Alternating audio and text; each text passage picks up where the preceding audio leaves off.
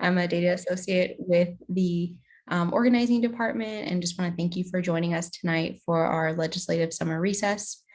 This meeting is being recorded, so make sure you click that button. Got it. All right. So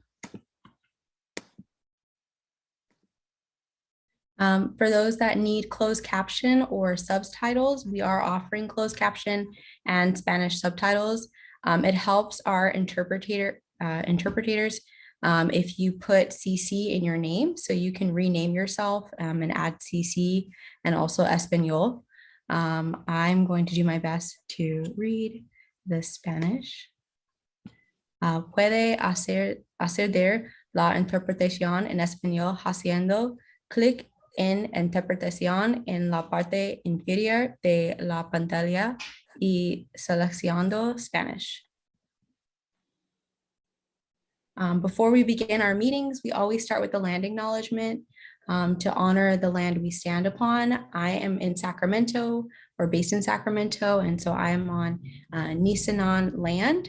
And so you can visit a website. I'm sure one of my colleagues will drop it in the chat to see which land you stand upon, and also figure out ways to engage with the local tribe, whether that's through supporting their advocacy efforts or learning and educating others about what's happening in your community as it relates to supporting the indigenous land and those peoples. So I'm going to turn it all over to y'all. If we could do chat box intros. So in the chat box, please drop your name, pronouns, the city that you're joining from, something fun you're looking forward to this summer, or maybe you already did over this past weekend. And then we did ask folks to bring a friend. So if you brought a friend, go ahead and shout them out in the chat box. I'll be reading a couple off. I see Locus here. Anyone else? Tanisha, Oakland, Sarah, Redwood. Oh, you're going on vacation. Nice. Katita, welcome. Christopher, he, him, Antioch. Oh, Sacramento. Sweet. Well, thank you so much for being here. Alan, oh, it's good to see you. Oh, you saw a Bob Dylan concert. Wow. Oh, San Diego Pride next week. Have fun. Okay, I'm gonna let those keep rolling in. These might be some folks that are on your lobby team, so hope you're all familiar. If not, you will be shortly. I'm gonna pass it over to Tanisha to cover tonight's program and what you can anticipate for the next hour plus. Hello, everyone. Yes, my name is Tanisha Humphrey. My pronouns are she, her. I live in Oakland, and I'm the Grassroots Advocacy Manager. So I do all of our statewide legislative advocacy efforts, and I love gathering people together, working on legislative advocacy. So tonight, we're going to be preparing for the summer recess. So we'll take you through what the summer recess is and why it's important. And then I'll give a pretty comprehensive legislative update. So we're going to be talking about a lot of bills tonight. We're going to cover quite a few bills that various legislative advocates have worked on with the ACLU. And then we'll focus in on some bills that are particularly important for this summer's recess.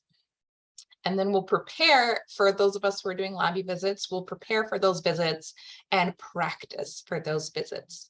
A few keynotes that I want to mention, as Sierra mentioned as well, this meeting is being recorded. It will be on our website later. And if you are interested, these slides are already available on Google Drive. So we'll post the link to these slides in the chat in case you're the type of person who likes to follow along or you would like to take your own notes.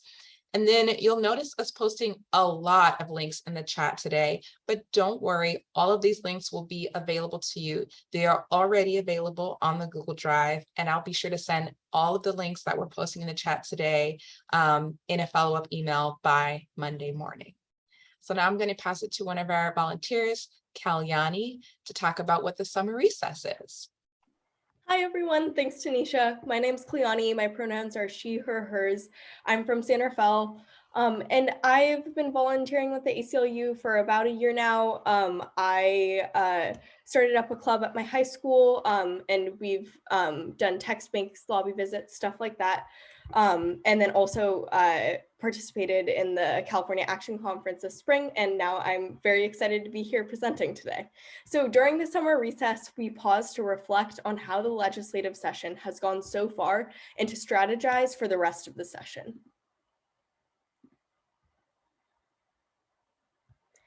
To understand the recess, you have to know a bit about how the legislature works.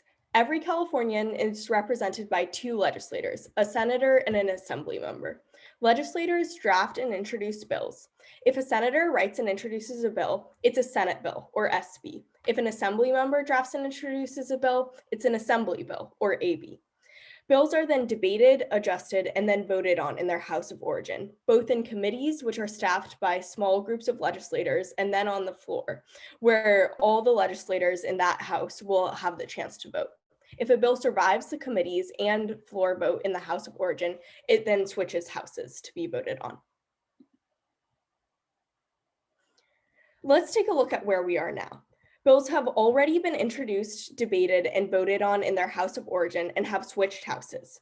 So assembly bills are currently being discussed in the Senate, and Senate bills are currently being discussed in the Assembly.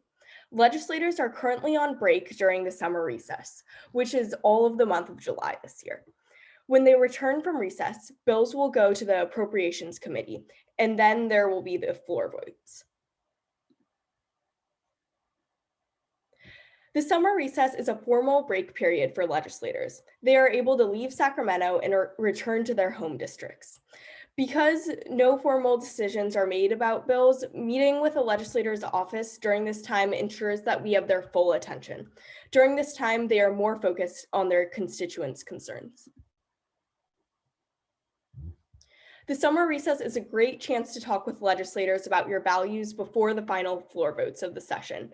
So it's a crucial time to be lobbying and contacting your legislators. Now I'm going to pass it over to Tanisha. Hello. So the first set of bills we're going to talk about are actually bills from our California Action Conference this year. I know many of you joined us in April where we talked to legislators about a number of bills. So I'm going to really quickly remind you what those various bills were, and then I'll tell you where they are now. So there's going to be some high-level discussion about the bills and some resources to learn more. So the first bill that we lobbied legislators on during the conference was AB 1608. And this bill talked about the fact that California is one of only 3 states that allows counties to combine the offices of the coroner and sheriff's offices. And the duties of the coroner and the sheriff are currently combined in 48 counties. And this is a huge problem.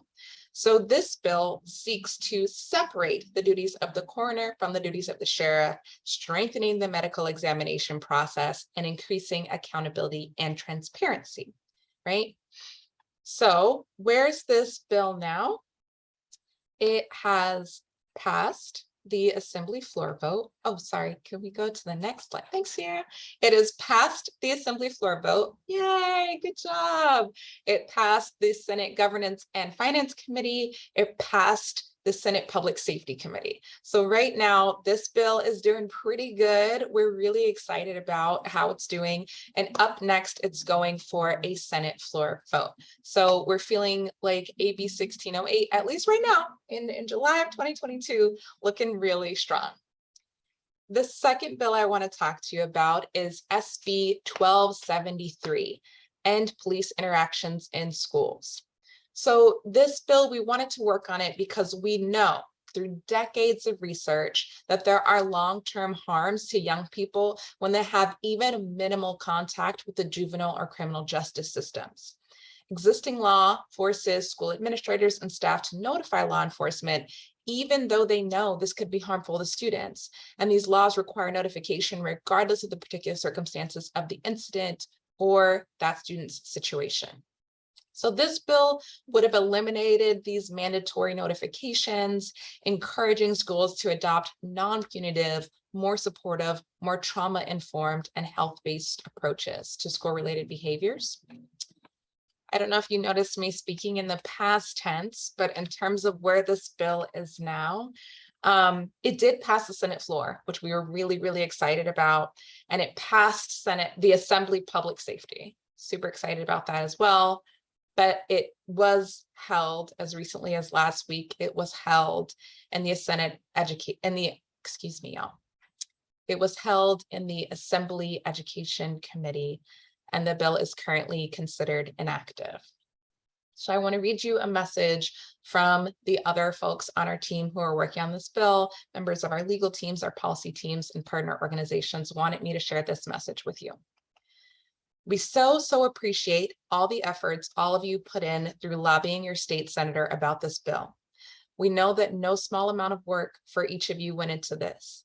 This outcome is very disappointing. And also, this fight is not over. We knew this might be a multi-year battle, just as it was to eliminate willful defiance as a basis for suspension or expulsion in the education code. I want to make sure that you know that we're not giving up. This is a first or a second step on a road to police-free schools, and we knew that we would have powerful opponents. So we're back to our statewide coalition of education civil rights leaders and legal and grassroots organizations to plan our strategy next year. Thank you so much for your efforts, and please stay tuned. So that's the update on SB 1273. I'm going to pass it to Matt to give us an update about our third and final conference bill. Hi everyone, my name is Matt Cagle, pronouns he, him. I'm a staff attorney at the ACLU in Northern California, and I'm going to talk about SB 38 really quickly. So this is a bill that would have blocked permanently police and other law enforcement from adding facial recognition and other biometrics to body cameras. As many of you know, body cameras were promised to the California public and really to everyone in the United States as a way to keep officers accountable and their actions transparent, not as a way to conduct surveillance of all of us as we go to protests or walk down the street. Unfortunately, there's companies and law enforcement agencies who want to do exactly that with these cameras. So in 2019, working with many of you, working with a coalition of groups across California, we passed a 3-year ban on the practice. That ban is currently in effect through the end of this year, and it stops police from doing biometric surveillance, scanning our faces, logging our locations when we walk down the street or go to a protest or seek out help from an officer when we're in need. Unfortunately, the bill that was 1038 and was pending this year, and which would have made the law permanent, made it through its first committee in the Senate, but then failed at the Senate floor just by a single vote in the Senate. This is really disappointing. We really appreciate everything all of you did to lobby this bill earlier this year during conference.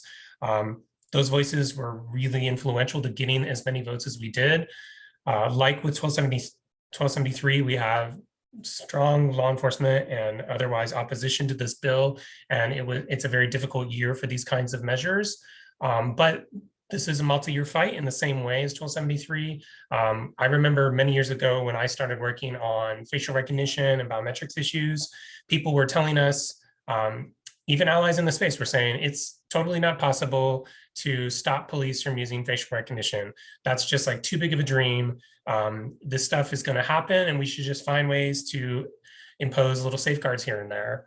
Well, lo and behold, that's not the way things played out. We have banned facial recognition in San Francisco, and now I think 24 American cities covering millions of people have banned government facial recognition. So like I personally and professionally know, thanks to work with all of you, that really good stuff is possible here. So unfortunately, this bill has died, which means at the end of this year, as things stand, this protection will go away in California. But we fully intend to fight for this again in the California legislature. We would love for people who are interested to call their senators during this recess and tell the folks who voted yes for the bill, thank you. If they're your senators, say thank you for voting for the bill. This is a really important issue. Likewise, if your senator voted no, emphasize how important this issue is and why it's something that needs to be taken seriously. So the fight's not over. we fully expect there to be much more to do in the legislature and at the local level to watch and see what happens when this protection goes away, but also to fight again to pass a permanent ban on this kind of practice in the coming legislative year. Thank you all.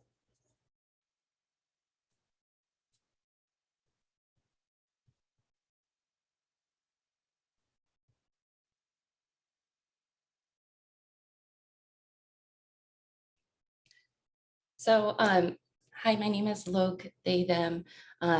You can help by, as they mentioned, that you can help by calling your senator, and you can access your senator's voting record, their phone number, and sample script through the Google Drive, which will be posted into chat. And can we go to the next slide? So last year's summer bills, I'm going to repeat my introduction. I'm Loke, they, them. I'm on unceded Pomo territory up here in Sonoma County.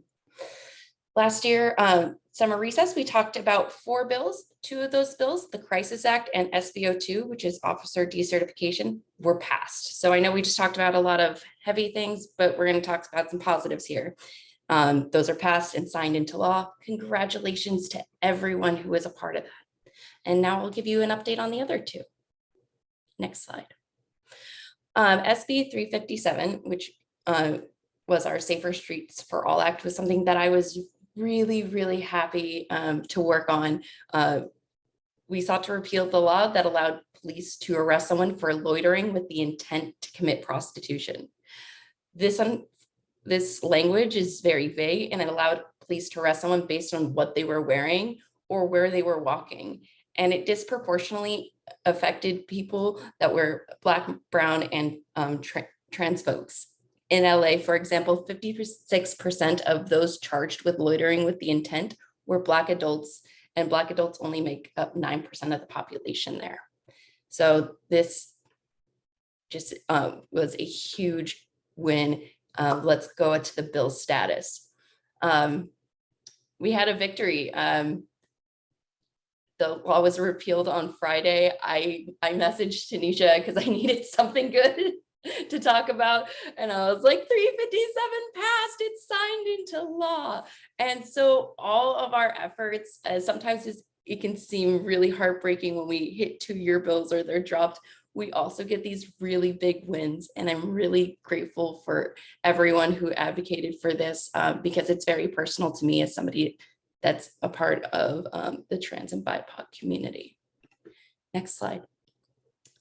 Next, I want to talk to you about AB 256, the Racial Justice Act for All. Last summer, we lobbied for it, and in 2020, California had passed the Racial Justice Act, which is AB 2542, which states that the racial discrimination is prohibited in seeking and obtaining criminal convictions and sentences in California, making it possible for a person charged or convicted of a crime to challenge racial bias in their case. That seems pretty sensible, right? While this is a significant step, its perspective and can only be applied to those convicted or charged after January 1st, 2021. That makes less sense. So this unfortunately excludes those who have already been harmed by the racial bias and discrimination that influences every aspect of our criminal justice system. So bill status. It passed the Assembly floor, super exciting, passed Senate Safety Committee, and it was held in Senate Appropriations. And up next, it'll be up for a Senate floor vote. This is not a bad thing. This is just part of the normal process. Appropriations is in charge of finances. So when we look at the cost of a bill, that's usually what they're looking at. This is super exciting. We're still moving with forward momentum. How can you help? You can message your state senator, and there will be a form that is posted to fill out and receive a postcard that you can mail to your state senator. Also in the Dropbox, we have all the contact information for each state senator, so do check that out and we'll drop that link in the chat. And then I pass it off to Tanisha. I am really excited about these Racial Justice Act postcards, y'all. The image on the previous slide is what the postcards look like. So I really encourage you to fill out the form and we'll send you a postcard and then you can send it to your senator or ask for two and we'll send you 2 postcards and then you can keep one because they're really cute and cute is my highest compliment. So I really like them. Okay. So we've talked about a lot of bills. I want to talk about 2 more that you might be familiar with that we're going to be talking to legislators about this summer. So the first one is the Vision Act, which is another 2-year bill. It's a bill that we've been working on and talking about for 2 years now.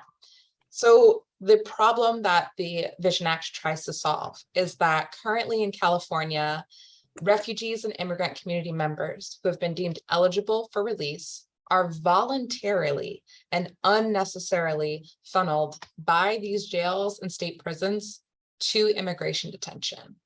This subjects members of our community to double punishment and further trauma. Immigrant community members can be incarcerated by ICE, often for prolonged periods of time and with no right to bail. And then they're sometimes deported, which permanently banishes them from their country, their family, their homes, their livelihoods, and to quote one of the people we heard from, all that makes life worth living. Community members transferred to ICE are refugees, lawful permanent residents, people who entered the US as children, their parents, caretakers, essential workers, and valued California residents. California should not subject these community members to a second double punishment and disregard their record of rehabilitation, stable reentry plans, and community support purely because they're refugees or immigrants. So the way that we hope to solve this issue, as the state with the largest immigrant community in the country, California has an ethical and moral obligation to step up our leadership and take action to protect the rights of immigrants. The Vision Act seeks to ensure that our local and state resources are not used to funnel immigrants into detention or to separate families and communities. It would prevent immigrants from being subject to unequal treatment by prohibiting local and state agencies from conducting, assisting, or facilitating immigration arrests. And this is really important because that's going to include these ICE transfers that local and state prisons have been doing. In addition, it will also ensure that immigration status is not a factor in determining eligibility for state, local, or court programs related to diversion, rehabilitation, or mental health. So that's a really important added benefit of the Vision Act. Prohibiting ICE transfers would close the main pipeline it would close the main pipeline filling immigration detention beds and reunite refugee and immigrant families and communities. So how can you help support the Vision Act? So a few of us are going to be meeting with California state senators to discuss why the Vision Act is important and why your senator should vote yes on the bill when it comes up for a floor vote in a few weeks. Can we go to the next slide? Thanks, Sierra. Sorry, one more slide, please. Thank you. Regardless of whether or not you'll be lobbying with us, you can send a message of support to your senator using a link we'll post in the chat. And you can also read more because in California, we have these pretty strong sanctuary laws. What we found is that sheriffs are getting around them. They're finding ways to go around our sanctuary law. And so we actually have a report that talks about how they're doing that, and why it's problematic. And the report can help you to understand why the Vision Act is the solution that we really need in California right now. And for those of you in the Central Valley, we spend a lot of time really talking about Central Valley sheriffs in the report. So we'll also post a link to read more about that. Okay, on the next slide, we're going to be talking about reproductive justice here in California. And as a long-time abortion activist, this is really, really important to me. Like many of you, I'm sure, I was devastated and outraged, but sadly not surprised by the Supreme Court's decision to overturn Roe v. Wade. And over the last 2 weeks, I've received a huge outpour of support from people who want to know how they can help. Now, since I've worked at the ACLU of Northern California, I've had the incredible privilege of working on a reproductive justice agenda that's much broader than abortion. We want to continue to fight for true reproductive justice. And that means having the right to parent a child, having children or not having children, and parenting with dignity and safety. So our gender, sexuality, and reproductive justice team wrote a blog about our current work, and I can't recommend highly enough that you take a look at this blog and that you read it. And it also includes many meaningful actions that you can take, organizations that you can support, and ways for you to get involved. So we've posted that link in the chat. I really, really recommend that you give it a read. And included in the blog, and we'll post a link in the chat, about various ways that you can reach out to California lawmakers. In California, we're trying to be really proactive right now about protecting abortion access and other reproductive justice efforts. So I want to highlight 3 at a high level and then go really in depth on the 4th. So 3 ways that you can support reproductive justice in California today. You can support SCA 10, which would spell out the right to access abortion and contraception in our state constitution, further solidifying existing privacy and equal protection guarantees. You can support AB 2085, which would clarify that poverty is not neglect and should never trigger mandatory reporting to the family regulation system. And you can support AB 2199, the Birthing Justice for California Families pilot project, which would advance birth equity by funding doulas to work in communities who suffer from high rates of negative birth outcomes, including people in jails. So you can send a message to your lawmaker telling them that you support these bills. And by lawmaker here, I mean assembly members, senators, and the governor. Okay. So we're going to dive deeper into one of these bills because we're going to be talking to legislators about it this summer. And that bill is AB 2223. All over the country, pregnant people have been criminally prosecuted. I knew I was going to try to say persecuted. Prosecuted for having miscarriages or stillbirths, or for self-managing an abortion. And California is not exempt, right? You can learn more about 2 women recently imprisoned for a stillbirth, including Adora Perez. So we're going to post the link to a blog where you can learn these women's stories and really exercise saying their names.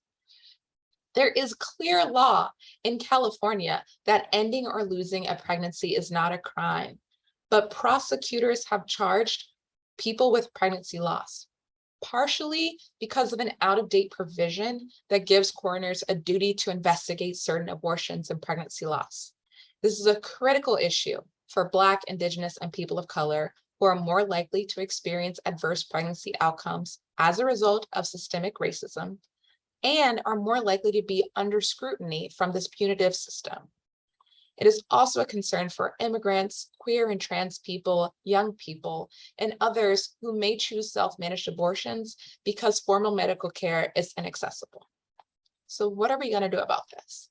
We're going to try to pass AB 2223, which would ensure that no one in California will be investigated, prosecuted, or incarcerated for ending a pregnancy or experiencing pregnancy loss. Could we go to the next slide, please? Thanks, Sierra. AB 2223 would prohibit pregnancy criminalization and remove the provisions requiring coroners to investigate certain pregnancy losses. This would ensure that information collected about pregnancy loss is not used to target people through the criminal or legal systems. So that's why we're going to advocate for AB 2223 this summer. Before we move on to more ways to get involved, I want to check in. What questions do folks have about these bills we've been talking about? We just covered a lot of bills. Questions about these bills?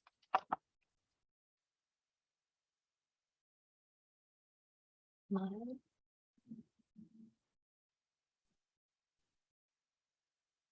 have Yeah. a question. Norma, and then Louise, please. Thank you. I supported one of the bills that were not, unfortunately, not passed.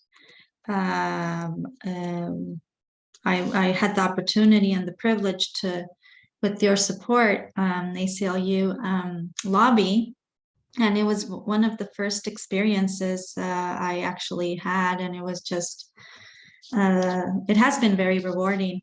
But I would like to know, you know, I know you guys mentioned other items we could possibly do, but you know, how we could probably pressure a little bit more, especially with the school one, and also with the face or facial recognition. Those two are still kind of in my list, and I would like to see how we could, moving forward, how I could help, if possible. That's awesome. Thank you for the offer to help and continue staying active on this issue. For now, these two bills are inactive. So we really have to turn our attention towards garnering support for these bills next year. And there are huge coalitions of people who are working on this with us. I think we really have to challenge the backlash that we're seeing. For years, the ACLU has been working to reduce criminalization, to reduce the power of forces that put Black and brown people in jails and prisons and that criminalize students. And we're seeing a real backlash against that right now. So I think all of you being here, being willing to talk about how we actually keep our community safe and some of the harms that these systems can really do for our community is going to be really, really powerful. And we need to increase and grow our numbers so that these legislators really hear us and understand that we represent a community of people who are going to keep trying. I want to give Matt an opportunity to add to that if you have anything to add, and then we'll go Louise and Saibal. That was really well put. I would only add that, you know, we are going to be watching when the current legal protection sunsets and goes away at the end of this year. We are going to need all of your help and the help of volunteers to understand what's happening locally, because one of the things, unfortunately, that can help us move this forward is by telling stories of how people are affected. If we hear that police agencies are moving to install biometrics on their body cameras, we need to know that, and those can become evidence for persuading legislators to get on our side and to really address a problem. So yeah, we'd love to stay engaged. If folks are interested in sending, you know, in addition to calling senators who voted for it or against it, and depending on what your senator did, if folks are interested in the toolkit that Raquel sent around and finding out what your police agencies are doing next year, we're really open to that, and it's going to be really helpful and important. Thank you. I might be mispronouncing your name, but it's Lois. Yeah. Okay. Louise Taylor, and I find I don't really have a question anymore. I thought I must have had the number wrong, but looking at it more carefully, everything fit together. Okay. Well, thank you. Okay. Saibal? Yeah, I don't have a question either. I have a comment about police in schools. I mean, back when I was in school, we did not have police officers. We did not have shootings. And I think the fact that that officers come into the school with fully loaded weaponry puts a very bad example out of suspicion of the students without cause. And also, it's just a very bad kind of framing for students in schools. And we didn't have these shootings. And I think that we have to look at that. We have to look at what is the model when the officers go to school loaded with weapons like that. So I intend to push it very high. Thank you. Definitely think we need to be looking at ways to actually make our students safer and healthier. And we know that criminalizing students, we know that more interaction with law enforcement is not how we do that. And we're going to continue to push for laws that actually increase the health, safety of our students. Sarah. Thank you. I wanted to, pardon me, want to check in. I'm really grateful that the ACLU of Northern California has been really changing the language around how we talk about abortion. We don't talk about pregnant women. We don't talk about mothers. We talk about pregnant people. And that's moving.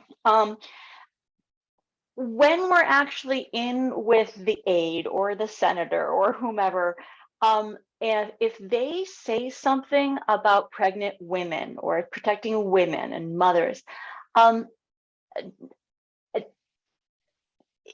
depending on how things are going in the meeting, is it at all appropriate to say, oh, you mean pregnant people? I mean, like, there should probably be a more delicate way to say it, but is that something that if we've got somebody who seems to be saying yes already, for instance, is that a moment to be talking about that? I'm really curious to hear what Loke thinks. I'm gonna let Loke speak first, and then I'm gonna jump in too. Hi, I would be one of those like potentially pregnant persons. So thank you so much for your support, first of all. Second of all, I find when I'm addressing these things is to do like the yes and version of it. Like, yes, we definitely want to protect pregnant women and also others that are impacted by pregnancy. So like, I love doing the yes and because like it kind of feels more communal and that we want people to be expansive and I feel like being corrective can sometimes take away from that. Raquel, do you want to add to that? Yeah, thanks so much. So yeah, similarly, I'm also someone who could be like pregnant person and yeah, oftentimes I just find it being like overly transparent and overly explicit tends to be more helpful. Like sometimes with the, oh yeah, you pregnant people, like people, they just don't get it. Or like sometimes folks, it goes over someone's head. So something that I've used too is to actually say, oh, one thing that I'm trying, like I have people in my life who are trans and non-binary who are also impacted by this. So something that I'm trying to do is use the language pregnant people instead of pregnant women. I just wanted to share that with you, Senator, or Assembly Member, because yeah, that's, I don't know if you have that experience too, but it's just a way that we can be more inclusive, right? Like just be super explicit and transparent. And then in that way they say, oh, okay, maybe I'm thinking about this for the first time or whatever. And Sarah, I think the thing that I really want to hold up in your question is the idea that we're in a visit that's already going the right way. We're meeting with a legislator who is either a champion or wants to champion these issues and who would probably be receptive to some of this feedback. So my vote is like, yeah, if you hear a staffer who's reflecting language back that is not inclusive and you're meeting with a member who wants to be a champion in these issues, using like the point of these meetings, the point of constituent meetings is for them to hear about your values. So definitely bring your values fully into that room and advocate on behalf of your community. Awesome. Yeah. Other questions from anyone?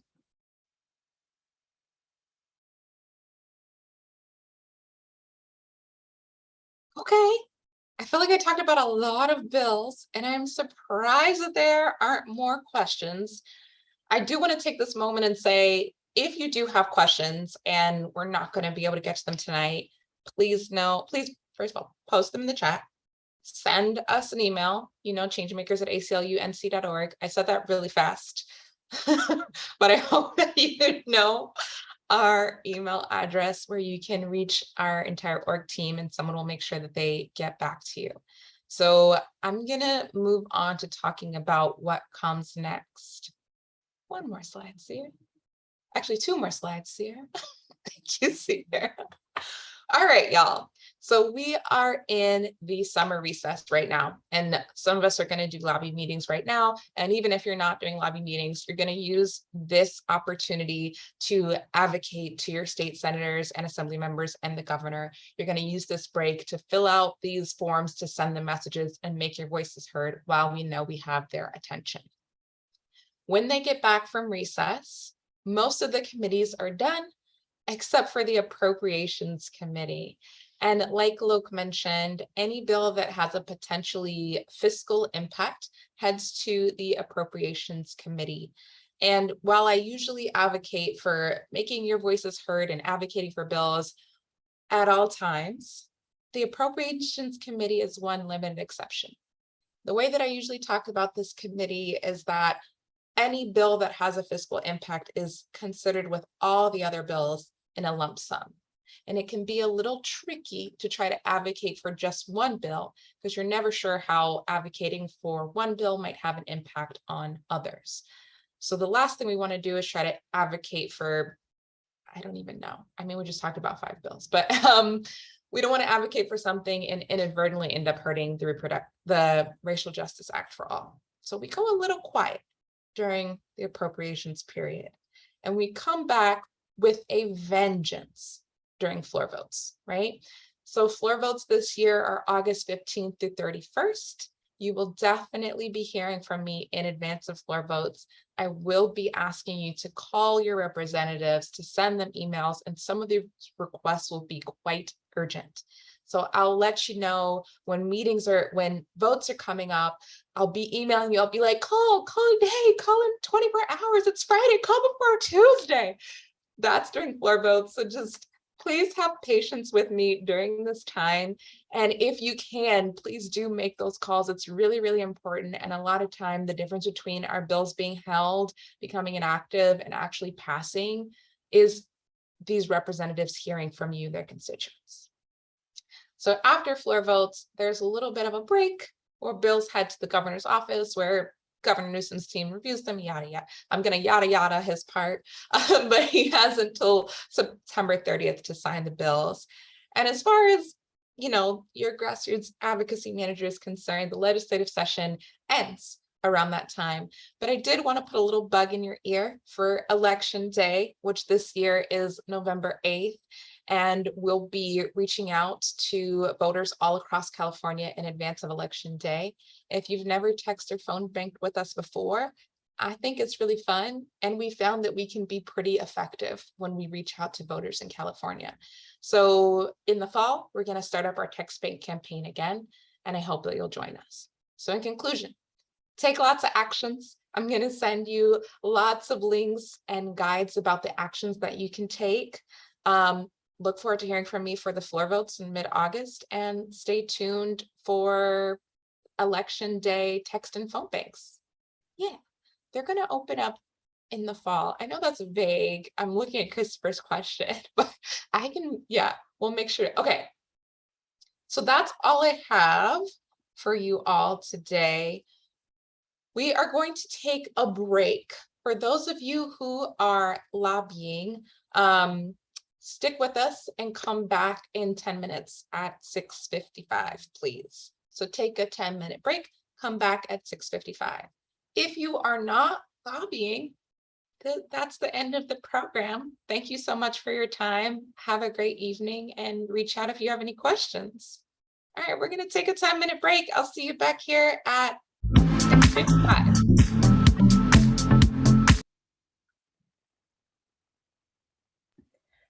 So welcome back, everyone. Thank you. So we're gonna start off this next section by talking about how to prepare for your lobby meetings. Next slide, please. Thank you, Sierra. So for each of the bills, we have fact sheets and talking points.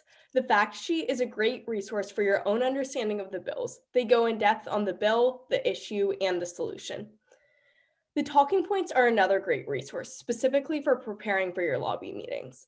They provide information that you can take and speak to during your lobby visit. Feel free to have this open on your device during your meeting. I find it particularly helpful if the person you're talking with asks a question you might not know the answer to right off the top of your head.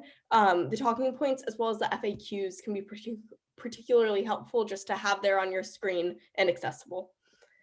The document titled Your Senator's Bio gives general information on your senator's background, the district they represent, their legislative interests, and more.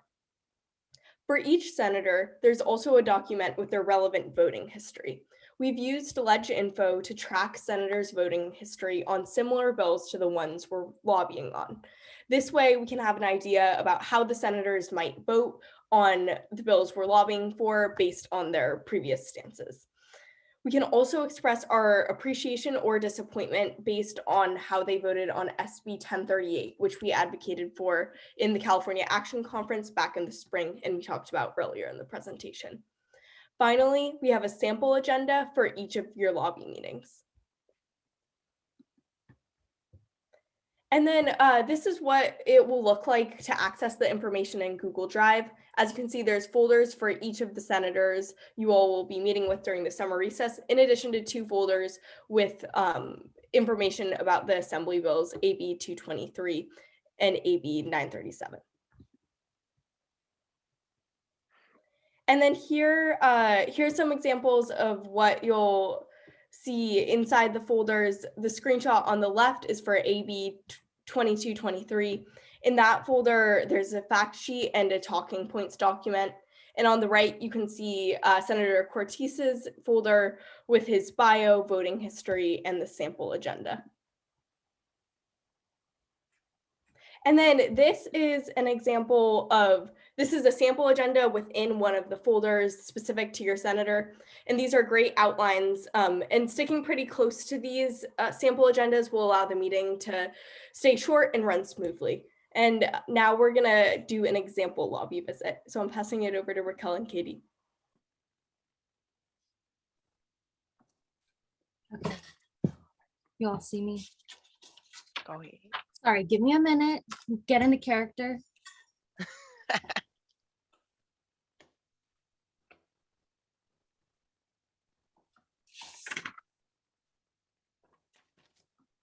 Oh, wait. Thank you. Let me get my notes. Got them.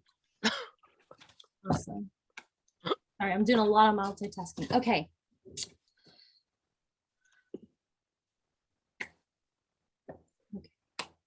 All right, well, thank you so much, Senator Rayaru. We really appreciate you meeting with us today. My name is Raquel Ortega. We're meeting with you today to talk about 2 very important bills that will be coming to the Senate floor. The first is AB 937, also known as the Vision Act, and the second one is AB 2223, which talks about pregnancy criminalization. So I'll be talking about the Vision Act, and then my colleague KD will talk to you about AB 2223. But before we begin, let's just do some quick introductions, if that's all right. Yes, of course. Awesome. Hi, I'm Senator Rayaru, and thank you so much for taking the time to meet with me today. Thank you so much, Senator Rayaru, for taking your time to meet with us. My name is Katie Dixon. I go by KD. I am a constituent of yours right here in Fairyland. And thank you so much, Raquel, for getting us started with this meeting today. And again, we're going to be talking about 2 important bills with you. Thank you. Awesome. And as I mentioned, my name is Raquel Ortega. I use they, them pronouns, and I'm also from Fairyland, and am also a constituent. Thanks so much for meeting with us. If we have time today, I would love for us to maybe do a photo later. That's okay? Yes, absolutely. Great. Thank you, Senator. Next slide. Awesome.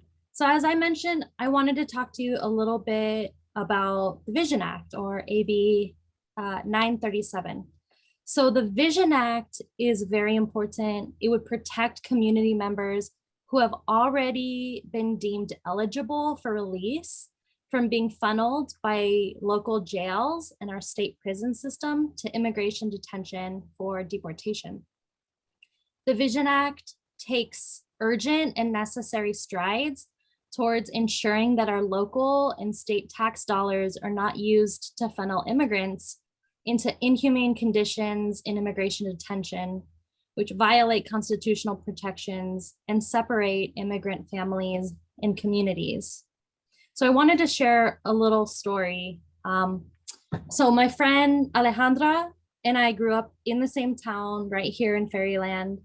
We grew up having many similar experiences, but also some that were a bit different because Ale is undocumented and I'm not. The anxiety of being undocumented often encouraged Ale to self-medicate using marijuana, which was criminalized at the time. When we were in college, Ale was on her way to work when she was pulled over and her vehicle was searched and police found marijuana and a pipe. She was arrested and charged with a DUI, having drug paraphernalia. Yeah, I see you, yeah. And that's what I'm saying. Like, did you know? And possession. This was a second offense for her. Upon advice from her public defender, she pleaded guilty and ended up serving a few weeks in state prison. After serving her time, she was ready to turn her life around, concentrate on getting her degree, managing her anxiety in a healthy way, and fighting for citizenship for other undocumented youth like her. Unfortunately, when Ale was released, ICE was there to transfer her to an immigration detention center. She stayed incarcerated, fighting for her case, fighting to stay with us, her community, fighting her for her case for 2 years before she eventually won and was released. Immigrants are vital to the state and vital to Fairyland. ICE transfers unfairly double punish and traumatize our loved ones. So for these reasons, I'm asking you to vote in favor of AB 937, the Vision Act. Can we count on your support? Thank you so much for sharing your story with me. I really appreciate that. I just have 2 quick questions. One is, who currently is opposing this bill? Sure, that's a fair question. You know, currently the Police Chiefs Association are the primary opponents of the bill. And I would just really urge you and other legislators to reject. There's a lot of fear mongering and pervasive, and I would say racist messaging, negative messaging that are coming out of that we're seeing around coming out from our opposition. And instead, I ask you, Senator, to stand with immigrant communities and for our values of equity and compassion. And I'm going to go ahead and also drop a link to the Vision Act fact sheet, which lists the dozens and dozens of organizations that are in support of the Vision Act. Thank you. That's very helpful. And then Sure. my only other question is, how many people have been deported this past year? Oh, that's a really good question. I actually don't know the answer to that. I'll see if I can find the answer for you and get back to you as soon as possible. Is that all right? Yes, absolutely. Well, thank you very much. You can count on my support for the Vision Act. I really, really appreciate you sharing with me and taking the time to speak with me. Awesome. That's so exciting. I know I'm going to be really excited and I can't wait to tell my friend Ale about that. And I'm going to hand it over to Katie to talk about our other bill. Thank you so much. I am so glad that, you know, you were able to really talk about the Vision Act, and Senator Rairu, for your interest and your questions, because that's very important. I'm KD again. I'm going to talk to you a little bit about our other very important bill, which is Decriminalizing Pregnancy. That's going to be AB 2223.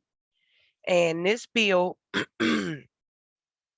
would ensure that no one in California will be investigated, prosecuted, or incarcerated for ending a pregnancy or for experiencing pregnancy loss. In the past 2 decades, at least 1,300 people in the US have been criminally prosecuted for miscarriages or stillbirths or for self-managing abortion. Also, I found as a shocker two women here in California who leads the way in reproductive rights, or at least we claim to, have actually been in prison for stillbirths. And I can make sure to get some information in the chat for you so you can go ahead and read up on those women here in California. As a young Black person of the LGBTQ community, I grew up in poor communities throughout the state. I feel reproductive rights is very personal and very important to me and very important to my community. Pregnancy loss is experienced amongst my community members for various different reasons. And a lot of those reasons can directly be linked to systemic inequities in our healthcare systems.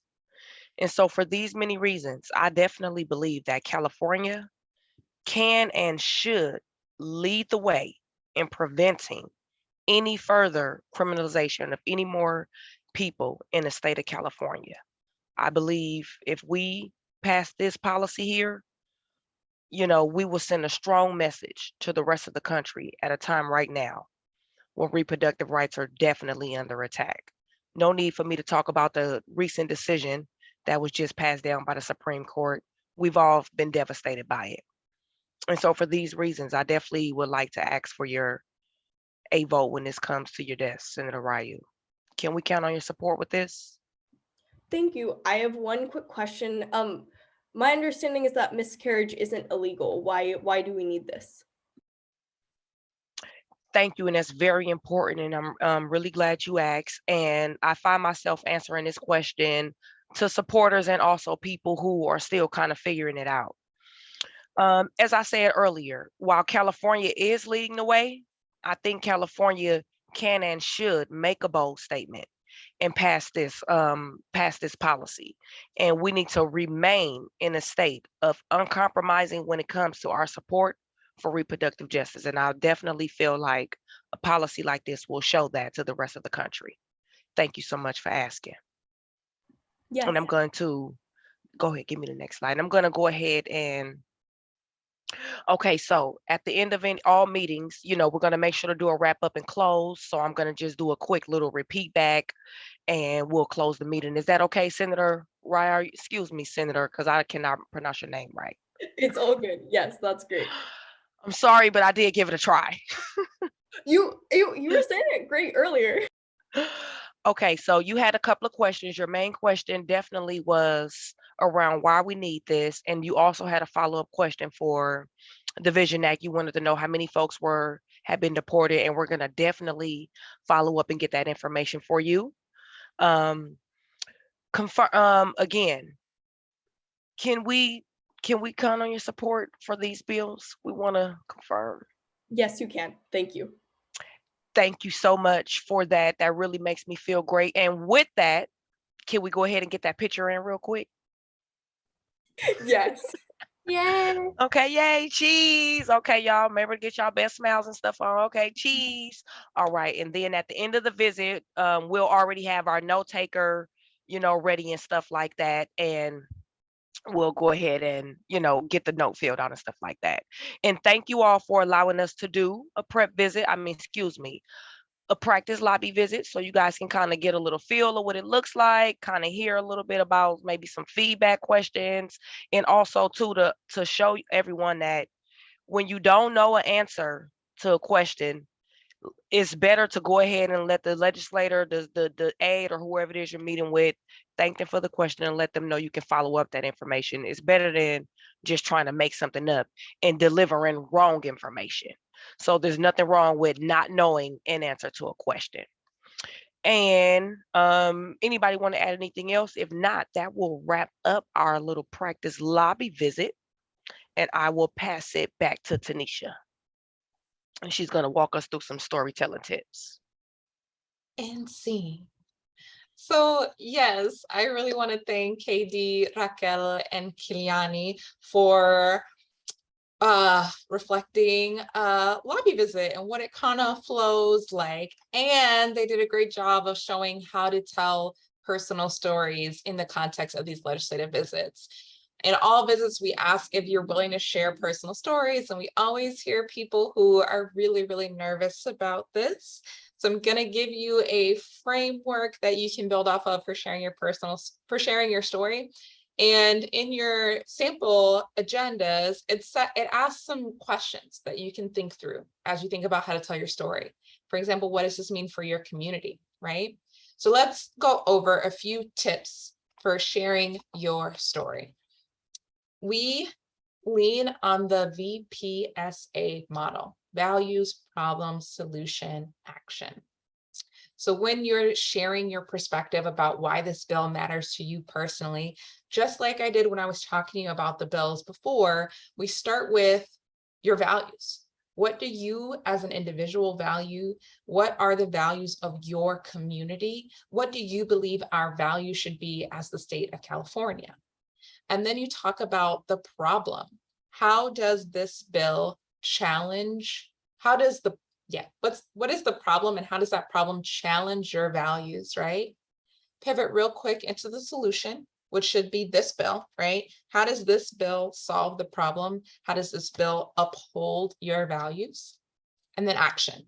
You always, always, always make a demand, have an ask for the legislator or for the aide or for whomever.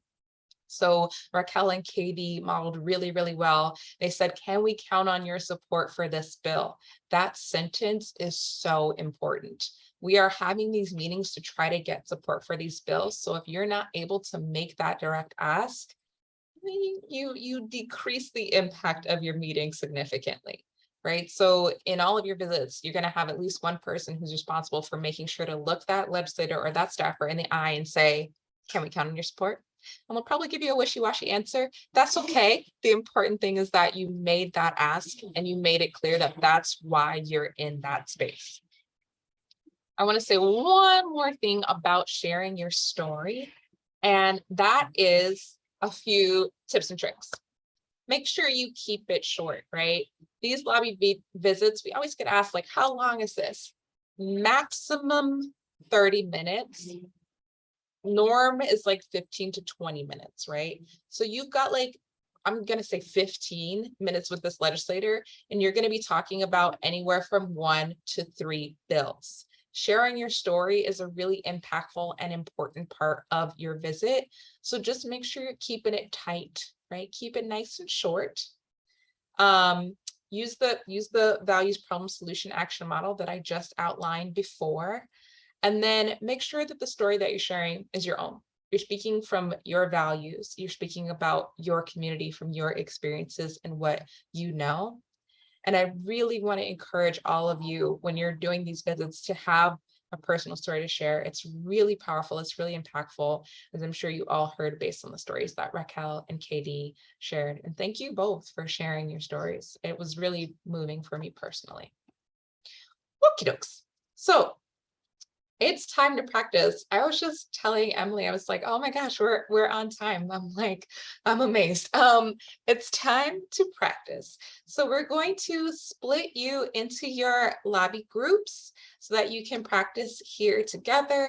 I encourage you, in your lobby groups, make sure that you have confirmed your meeting times. Only groups with confirmed meetings should be here practicing today.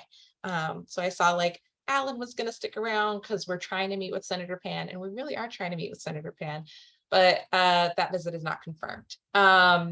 Then we want to make sure that you're assigning roles. So who's going to do what, who's going to tell their story, who's going to talk about each bill, who's going to make the ask. And then if you have time, try to practice. That would be wonderful. Have some practice time together. That's my hope. That's my dream for all of you. And decide if you need any additional practice time, and schedule that if you do need it. There's no need to come back to this room when you're done. When you're done practicing, you can just head off and enjoy the rest of your evening.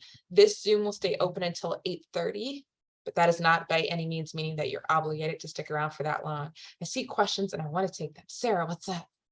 Thank you. So one technical question and one like legal question or legislative question. Best way to do a screen grab for the photo? It depends on the kind of computer you have. Raquel, do you have an answer to this? Yeah, on a PC, you hit print screen, which is kind of where like the insert button is at the top by like all the F1, 2, 3, all that. And then with Macs, I'm not familiar, but I'm pretty sure Mac actually has like On my computer, at least it's Command Shift 4. yeah. Yeah, I'm like it has a what's the word? Shortcut or whatever. Yeah, I use the snip tool, but it takes a little while. So I was trying to do something fast. Yeah, mine, I don't have a simple print screen button. I'll have to figure that part out. But it's got to control something or an alt something.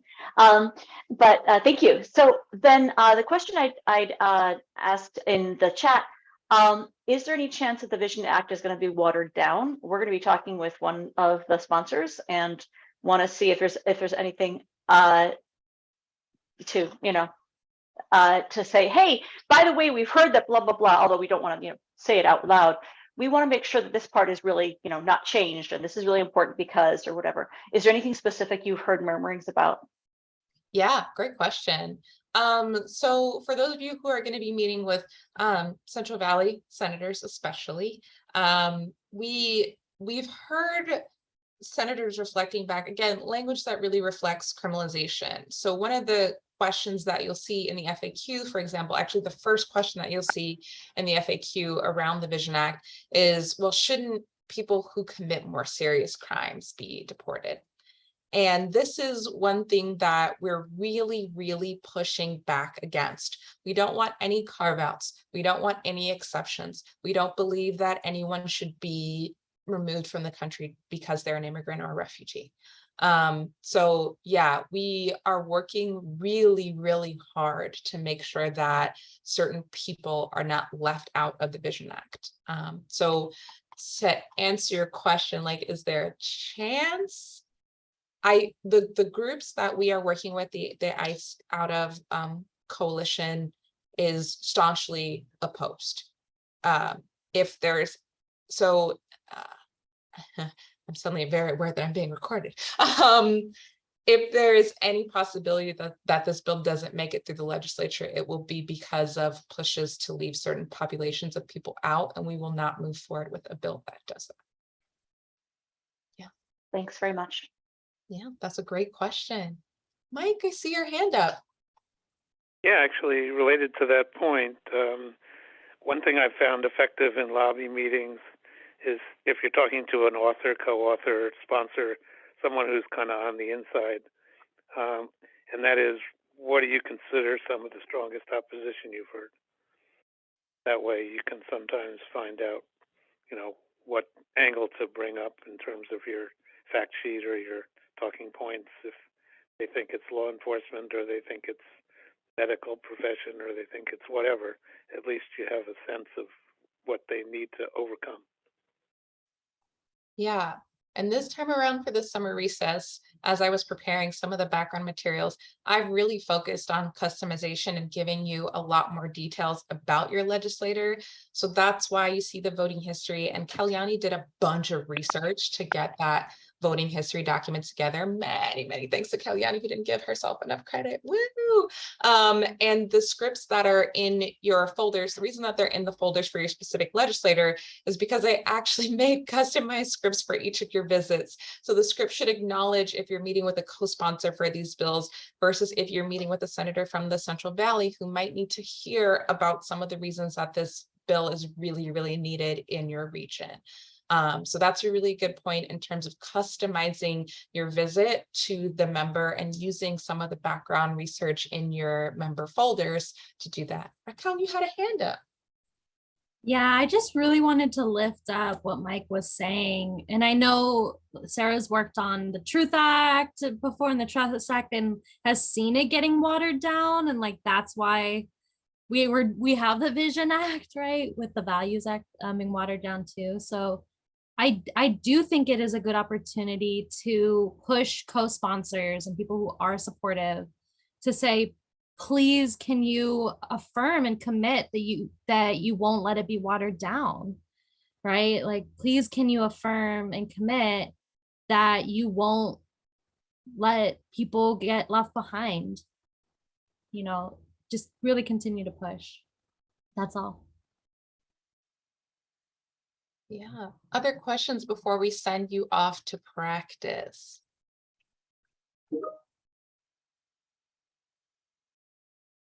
All right.